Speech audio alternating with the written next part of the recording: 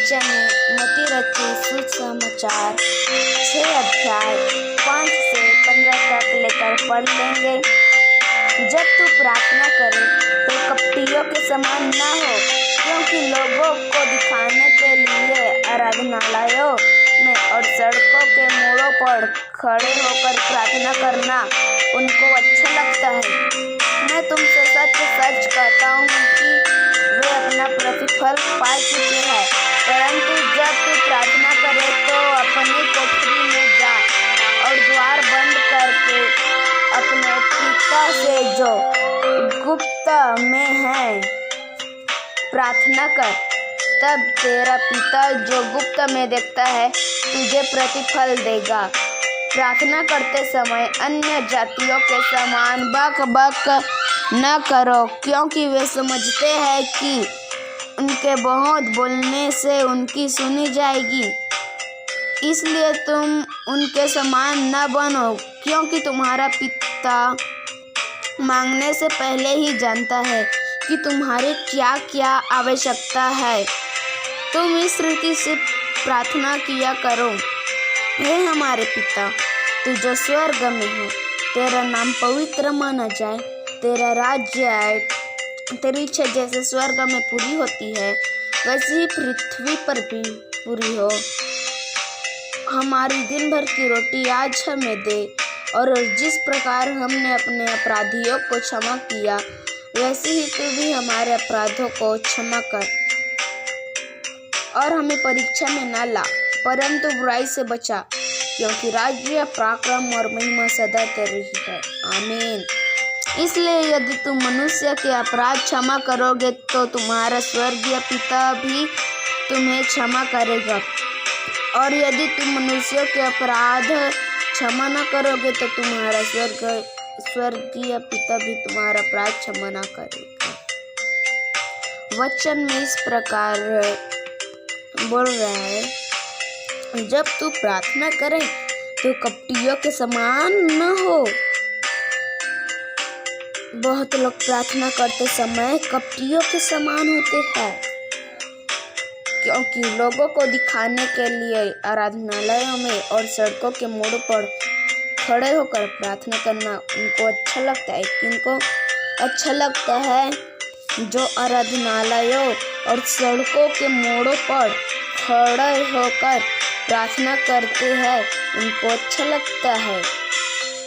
मैं तुमसे सच सच कहता हूँ कि वे अपना प्रतिफल पा चुके हैं। जो आराधनालयों, सड़कों के मोड़ों पर खड़ा होकर प्रार्थना करते हैं वो अपना प्रतिफल पा चुके हैं। परंतु जब तू प्रार्थना करे तो अपनी कोठरी में जा और द्वार बंद करके अपने पिता से जो गुप्त में है प्रार्थना कर। पर जब वह अगर कोई प्रार्थना करे तो अपनी कोठरी में जा, कोठरी यानी घर, रूम के अंदर जा और द्वार बंद करके अपने पिता से जो गुप्त में प्रार्थना कर।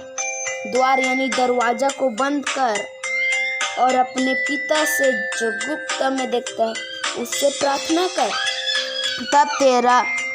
तब तेरा पिता जो गुप्त में देखता है तुझे प्रतिफल देगा।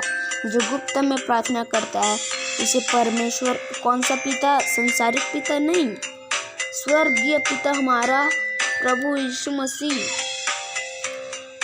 हम जब उससे गुप्त में प्रार्थना करते हैं तो हमें प्रतिफल देगा। और प्रार्थना करते समय अन्य जातियों के समान बक बक ना करो।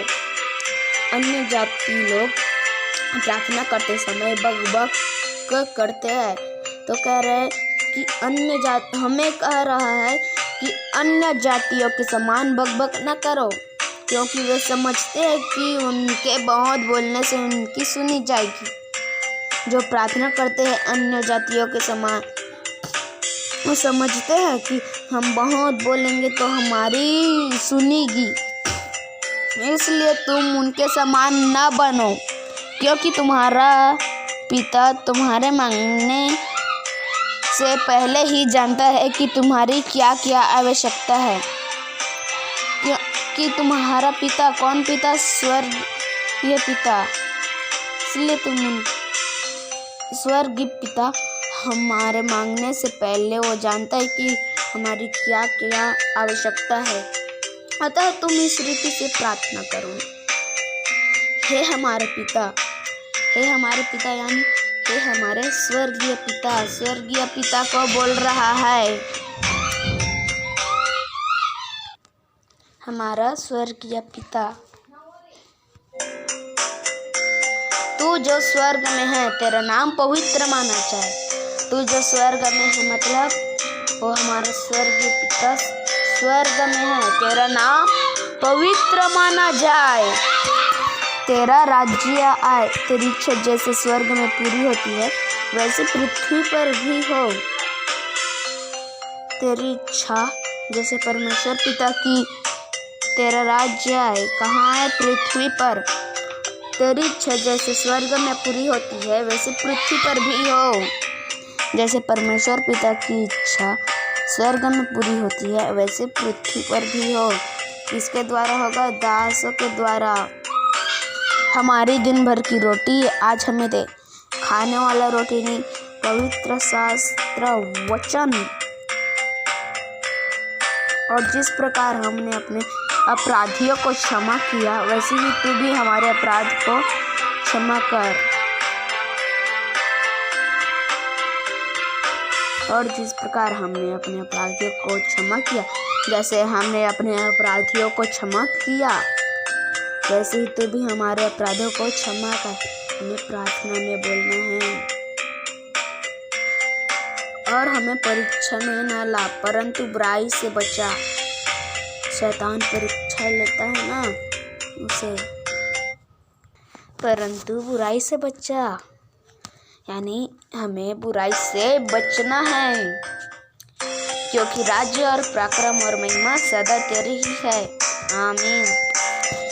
इसलिए यदि तुम मनुष्य के अपराध क्षमा करोगे तो तुम्हारा स्वर्गीय पिता भी तुम्हारा अपराध क्षमा करेगा। हम मनुष्य के अपराध को क्षमा करेंगे तो हमारा स्वर्गीय पिता भी हमारा अपराध क्षमा करेगा। और यदि तुम मनुष्य के अपराध क्षमा न करोगे तो तुम्हारा पिता भी तुम्हारे अपराध को क्षमा न करेगा। यदि हम मनुष्य के अपराध को क्षमा नहीं करेंगे तो तुम्हारा स्वर्गीय पिता हमारे अपराध को क्षमा नहीं करेगा। यानी हमारा स्वर्गीय पिता, कितना बुरी बात है सोचो। अगर हम मनुष्य के अपराध को क्षमा नहीं करेंगे तो हमारा स्वर्गीय पिता भी हमारा अपराध क्षमा ना करेगा। अगर इस वीडियो को आप सुन रहे हो तो आप दूसरे के अपराध को क्षमा करना सीखो। धन्यवाद। God bless you. प्रभु इस वचन को पढ़े और सुने जाने पर हम सबको आशीष दे। शेयर और सब्सक्राइब करना बिल्कुल ना भूलें। सबको जय मसीह।